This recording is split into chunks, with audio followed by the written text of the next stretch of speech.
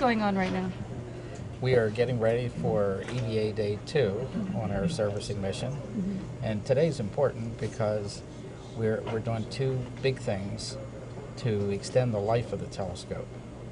The first thing will be the gyros, replacing the gyros. The gyros help keep the camera steady so you don't get a shaky picture. Right?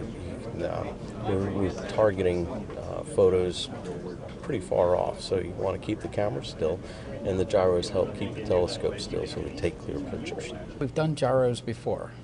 We've changed the procedure. We've improved the procedure over the years, over the servicing missions, and we've developed new tools.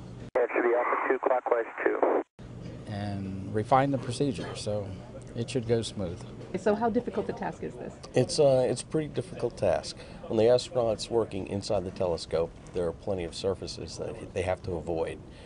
Mike's going to go in, or Mike Masmina's going to go in on his back. I got it. Star trackers. Okay, thank you. Right below you. There's a bunch of delicate instrumentation inside that he has to avoid, and he's got to snake those big arms of his past all this sensitive equipment to get to the bolts that will release the RSUs.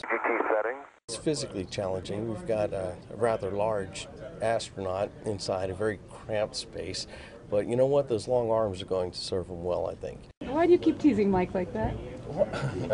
Mike's a buddy.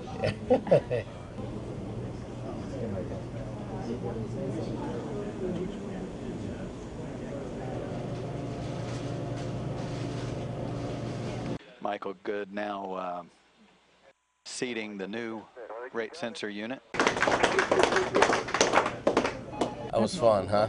RSU, the first RSU installed very nicely, and with the second one ran into a little difficulty because we had contingency procedures ready. We were able to fall back on those and come up with a fix. So we got the second one installed, and the last RSU installation we had to go to retrieve our spare. No, he's on the arm. What we're looking for is debris that could be either going into the telescope or coming from the telescope. They look like they're ejected. Because we wonder, did something break on the telescope, or is there something that could get in the way of an electrical connector that the astronauts are going to mate? There's a lot of reasons we need to keep it clean. And so when we see something in the video, we run back there and they have a TiVo. And so we say, play that back, and they run it back and forth a couple times. Then we try to think about it. And I don't know if you saw us looking at the monitors, we have models of the telescope.